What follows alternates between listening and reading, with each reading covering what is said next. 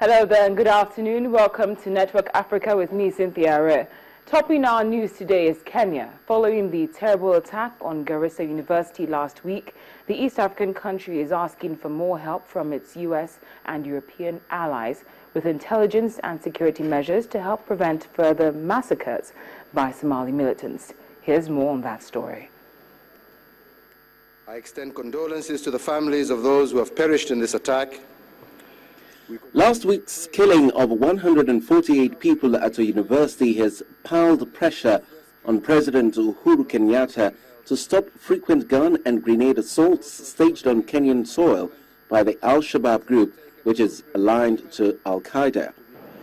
The Kenyan Foreign Minister Amina Mohamed confirmed that Kenya is already receiving intelligence support, but is seeking additional help in the area of intelligence, surveillance and reconnaissance. We've been receiving support. As I said before, we've been cooperating. There's equipment that has been provided, capacity building, intelligence sharing, information sharing. All that has been happening. And now we're looking at what else we may need. And one of the areas was improved ISR, right? To improve capacity, improved surveillance, improved intelligence gathering, equipment and capacity. So we're looking at all that and just trying to see where the gaps are. We're carrying out actually a gap analysis to see where we need additional support. And there are going to be many areas where we need additional support. We hope that we can actually continue relying on this support of our strongest allies. Last Thursday, April the 2nd, Al-Shabaab gunmen stormed the Garissa University College campus about 200 kilometers from the Somali border. They initially shot indiscriminately but later hunted down and killed Christian students while sparing Muslims. The Somali group has now killed more than 400 people in Kenya since President Kenyatta came into power in April 2013.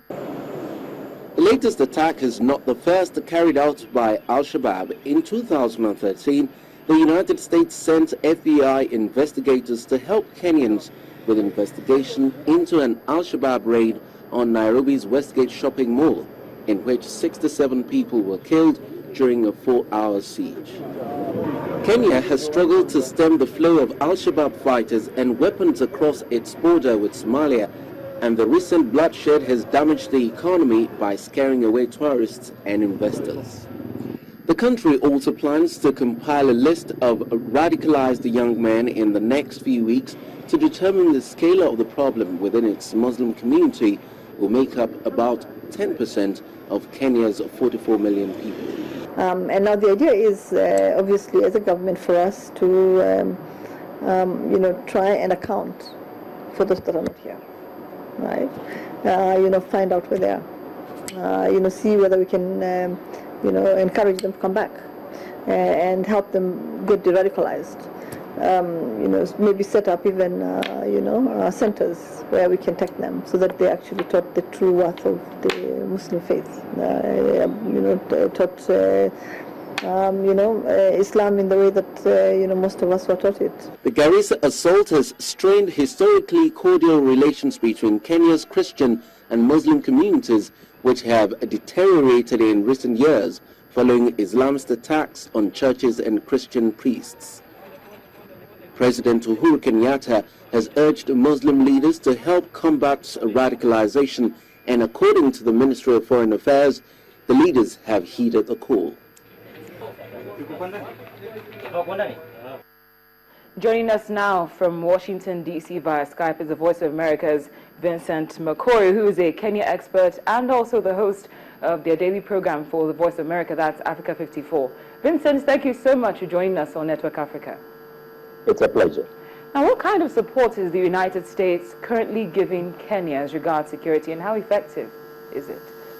Well, at the moment, the United States is giving surveillance help to help them gather information about terrorists and potential terrorists, and also has provided some logistical support in the past, and especially immediately after the attack on the Westgate Mall. some time back. The United States has been very close and giving all forms of support. In fact, the Foreign Affairs Minister Amina Mohamed said that almost everything has been given up to this point, but they just need a little more. They're looking at what gaps exist within the current help that they're getting from the United States, so that those gaps can be filled out and they can make sure that there's nothing that will allow terrorists to especially make inroads into Kenya as they have done in the past. But looking at the rates at which we've seen attacks in Kenya, I mean, not too long ago, the Westgate Mall incident, and now what happened in Garissa, is it fair to say that the help that's currently being provided by the United States and also other members of the West might not be as effective as we understand it to be? In fact, many people say that what is really lacking is a gathering of intelligence and acting on that intelligence. There's no question that the United States does provide very reliable information, but many have questioned the extent to which the Kenyan officials utilize that intelligence.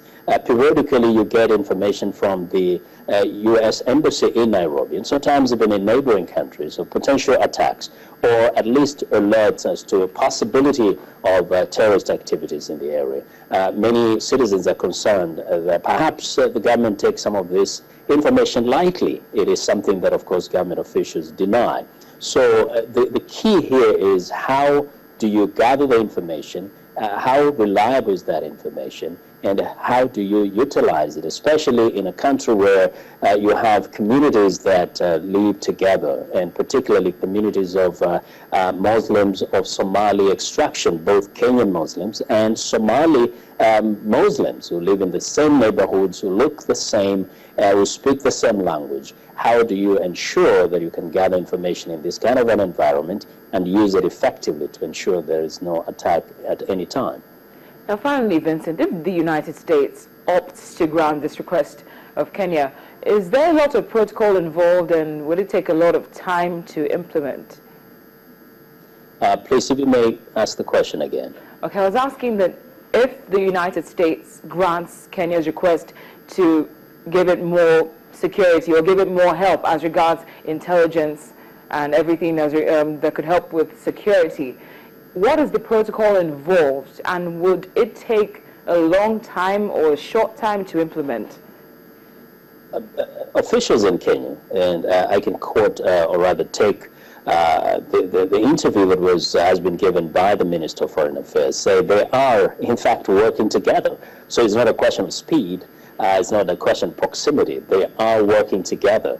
The question is, to what extent are Kenyan officials utilizing effectively the help that they're getting from the U.S.? There is no question that they are together, they're close. I mean, the U.S. government sent in even FBI agents soon after the attack on Westgate Mall. And since then, the U.S. government has been working closely with the Kenyan government. In fact, Kenya considers the U.S. as one of the closest allies possible, and even more so in the fight against terrorism.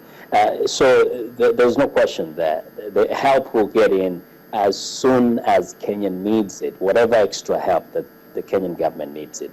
The only other question would be, how quickly, how effectively will government officials in Kenya utilize that help that is being provided? Well, we do hope that they utilize it to the best. Thank you so much, Vincent, for joining us on Network Africa. We appreciate your time and your inputs. Thank you. It's been a pleasure. Well, we'll take a break now on Network Africa. When we come back, 14 suspected Al-Shabaab operatives are in court, and they are suspected to be linked to the Garissa University attack. We'll have details for you shortly on that story and more. Please stay with us.